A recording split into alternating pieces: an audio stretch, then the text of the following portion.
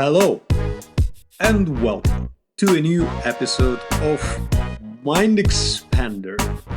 So, in this episode, I'm going to talk to you about mental health and the difference between therapeutic and recreational ways of consuming entheogens. As you are well aware, I am here trying to destigmatize the conversations around entheogens, or also known as psychedelics. Unfortunately, even though we live in 2023 November, it is still somewhat strange and difficult to talk about those substances, and there are many reasons to it. One of them being is that they are illegal in the majority of countries. Consumption and possession, as well as distribution, are punishable by law, but that depends on what type of quantity you possess, of course, and what type of substance, what type of amount that you have on your hands. However, the reason behind this is that in 1970, US declared war on drugs, and ever since they've been quite succeeding at it by leading the world agenda on that topic through organizations like United Nations and others. Nevertheless, we as humans are slowly evolving, and entheogens, in my view, are the substances that can help us not only move further and, of course, towards progress, but also heal a lot of our mental problems. I do understand that there are some limitations and restrictions to it. And of course, I would never advise anybody to go and consume entheogens without a sitter or an appropriate preparation in terms of set and setting. If you want to go into more details, see my previous episodes on safety measures or safety tips in order to avoid bad trip from happening, as they call difficult trip, rather. Anyway, so going back to the topic. So, first of all, let's clarify a couple of things. First things first, what is a protocol? And I will be talking about protocols. So, if you are coming from a police state, protocol is something that you may have heard of in the context of being arrested or detained.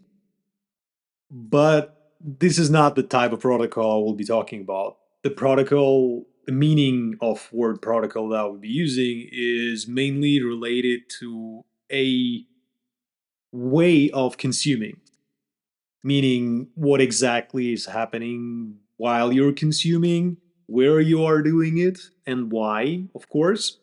So the protocol is basically a description of how you do it from point A to point Z. Well, at least a general direction of it. Let's put it this way. So, going back to the topic of mental health, what is mental health in a nutshell? It is ability for a human being to function properly, or I would rather say live to a full potential in a sense. So, who is a mentally healthy person? A person who does not have a significant trauma that limits him or her from living their full life. It is it could be a trauma, it could be a different type of mental illness, like variations of depression state or similar type of mental states. Of course, there are other aspects to mental health as well, but they're all connected to the physical health as well. But nowadays, we live in a world when mental health is becoming a new plague, basically. I don't know, can you call it virus? Hard to say because you cannot catch a mental health issue from another person, as in like regular COVID situation. If you sit next to a person who is ill, you can get infected. With mental health, it doesn't work this way. Typically, the problems are internal rather than external, although there are cases where the external And when I say internal and external, internal meaning within your body, external meaning outside of your body. So, of course, there are cases when external problems can cause mental illness or issue or problems. A case like war, for instance, happening, or similar type of tragic event, or somebody's dying next to you, or your friend, relative, or whatever. Not only this, in 2020, when the COVID hit, the entire planet pretty much went on quarantine, and in some of the countries people were limited in terms of leaving their space where they live, their house or apartment. And of course it caused a lot of trouble. So according to the latest data, for instance, and I'm going to be referring to some of the medical publications here and there. So according to the latest data, a 2020 COVID pandemic worsened state of mental health of people on our planet. And of course, there are many reasons to it. So some people had an existential experience of reevaluating their life. Some people had near death experience with the illness, with the virus. Some people faced other issues. Lockdown itself is a tough situation, and I've been in a lockdown. It, it is hard, but yeah, I made it.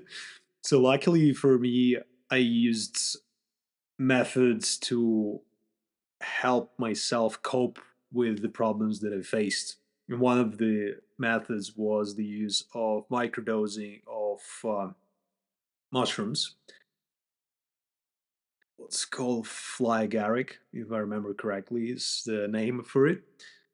But yeah, anyway, so mental health is a big issue, and nowadays everybody's talking about mental health. So again, my strong belief is that entheogens can help people heal their mental problems, mental illnesses, and improve general state of mental well-being. So why do people consume substances like entheogens for recreational purpose? First of all, there are many reasons to it, of course, and I myself first time experienced entheogens in a recreational context. If I remember correctly, it was in a club like 20 years ago. But yeah, depend on what type of substance we're talking about, because THC was not consumed at a club. But anyway, in a recreational location or with the recreational intention, the way people consume entheogens differs significantly from the therapeutic protocol. And typically, when we're talking about recreational, we're not talking about specific protocols, although there are certain safety measures that need to be taken in order to, well, not have a difficult trip and just, not harm yourself. Because again, if you don't know what you're consuming, you may have a hard time understanding what is happening with you. So it is better to understand what is the substance that you're using. And again, refer to my previous episode to check out that information. But overall, in terms of the recreational goals, people do use entheogens to help kind of relax and experience something new or heighten their experience of something. For instance, a festival or a nightclub or a favorite DJ. Typically, entheogens are associated with electronic music, although not necessarily and not exclusively, because of course there are other occasions like consuming in nature, and that's what I've done by myself, just, consuming LSD and going out there to have a conversation with myself and with the spirits of the forest. You can call me a nut crack, but yeah, I, that's how it feels, at least when you are on a substance like LSD, for instance. So, why do people do it? Of course, to not only relax but experience something different, something that is extremely out of this world in a sense. So we are, as humans, of course, adjusting to things. We tend to not notice the things that are happening on a daily basis if they're happening regularly enough. And entheogens help people to kind of re-examine something extremely ordinary and then be able to perceive it with a fresh set of eyes or mind, because psychedelics, if you remember, are mind manifesting. So people get this very nuanced, very interesting and unorthodox feeling of being connected to the world, to the nature, and in general to the entire universe. So this is the reason why people typically consume entheogens for the recreational reasons. Now let's talk briefly about the therapeutic protocol. Therapeutic protocol is extremely different. So if you can compare the two, so recreational one would be facing the outer world, whereas the colors are more, bright, and people tend to overstimulate their like sensory inputs via like sound or visual or anything like that. Other variations of sensory like touch, for instance. But therapeutic protocol is very different. So you basically go inside your mind, inside your head, and what you can see if you Google information about the treatment of PTSD with through psychedelic assisted therapy is that you can see photos of people just lying on a couch with their blindfolded eyes, listening to music. This is what is happening in terms of therapeutic protocol. Of course, there are other variations in terms of the micro dosing and macro dosing. I can get into details if you want me to. Just put it in the comments, I'll get back to it. However, the idea there is that you are going on a journey inside yourself, ideally with somebody who is trained to guide you, to help you, to assist you. And it could be a person with a psychological background, doesn't necessarily have to be a psychiatric background. Psychological education is pretty much enough. However, there are people who possess a diploma in psychology or psychiatry, but they are not willing to accept that, you know, psychedelics can help people heal their trauma or problems. So it is, of course, important to find somebody open minded who can help you with this. Now, again, the thing about the therapeutic protocol is that you're not only go inside yourself, in a sense, with the macrodose or heroic dose, however they call it, you can experience something that is called ego dissolution or ego death, which sounds pretty scary, but it's not that scary if you think about it. I mean, logically, basically, all your defense mechanisms and systems of your psyche go down, and you are being perceived by yourself as a totally naked ego state, as you, as a observer, or something like that. Depends on which school of thought you pursue. You can find different variations of the explanation of what it is. So, in that moment, or actually extended moment in time, people tend to kind of reevaluate their life, their core pillars of identity, their traumatic experiences, their problems, their issues, and then be able to process them and move past them. So, there is one thing related with the therapeutic protocol. It is preparation, and preparation is critical, but why it is important is that it takes time. So if you are consuming entheogens, you need to understand that it's going to take a lot of time, because some of them are more short term driven, whereas others are more long lasting. So it may vary from several minutes to several hours.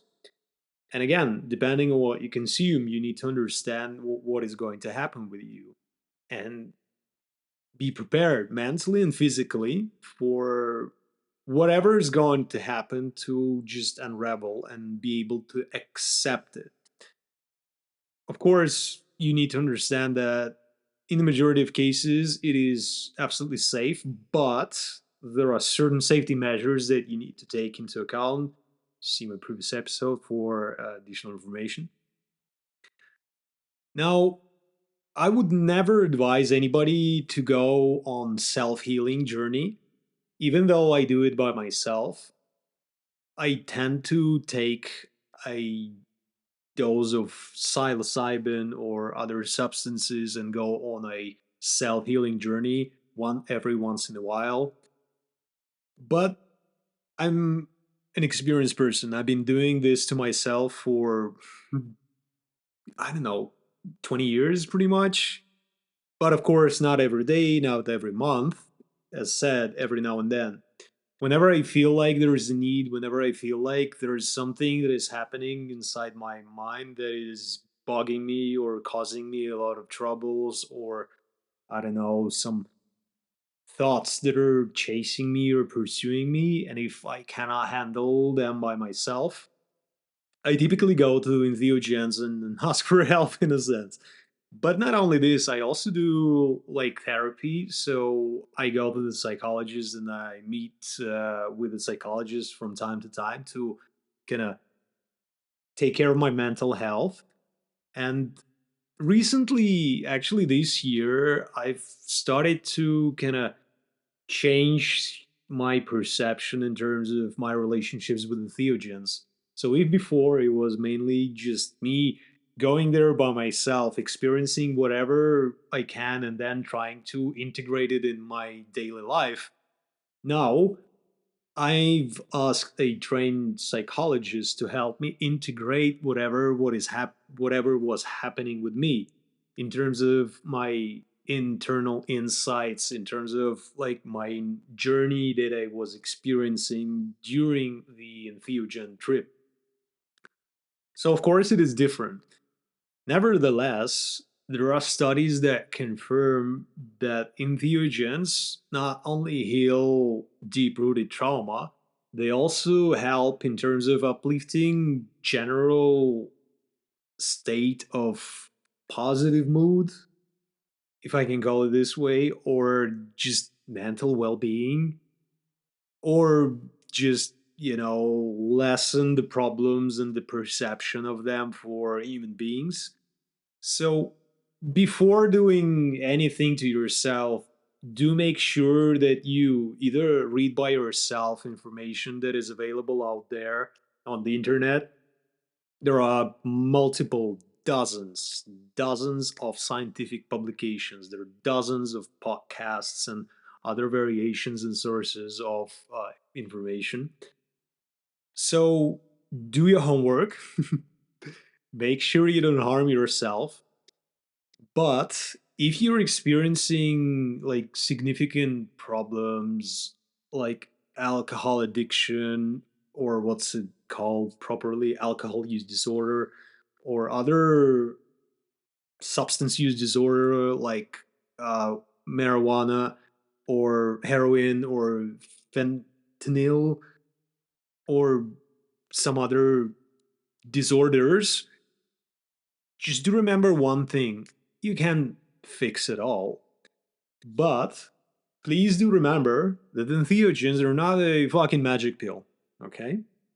So they're not gonna heal you by yourself. There is an intention that is required, and it is your intention to do whatever needs to be done in order to overcome the problem that you're facing. It could be an additional therapy, it could be something else. But please do avoid self medication, because in the majority of cases, you can harm yourself rather than help yourself. But if you do decide to heal yourself with the help of entheogens, please make sure that you are prepared. Please read enough information. There is a lot of information out there. One of the most known one is tripsafe.org. You can go there and read about any of the substance, the information out there. Do not ever consume anything that you don't know. You can harm yourself rather than heal yourself. Okay? So I will be sharing bits of information on entheogens and the history of them, of their discoveries and relationships with humankind in the next episodes. Thank you for watching. Thank you for listening. Please like, subscribe if you like it. Share this information. Put your questions in the comment. I will get back to you. Thank you for watching. Thank you for listening. Until next time.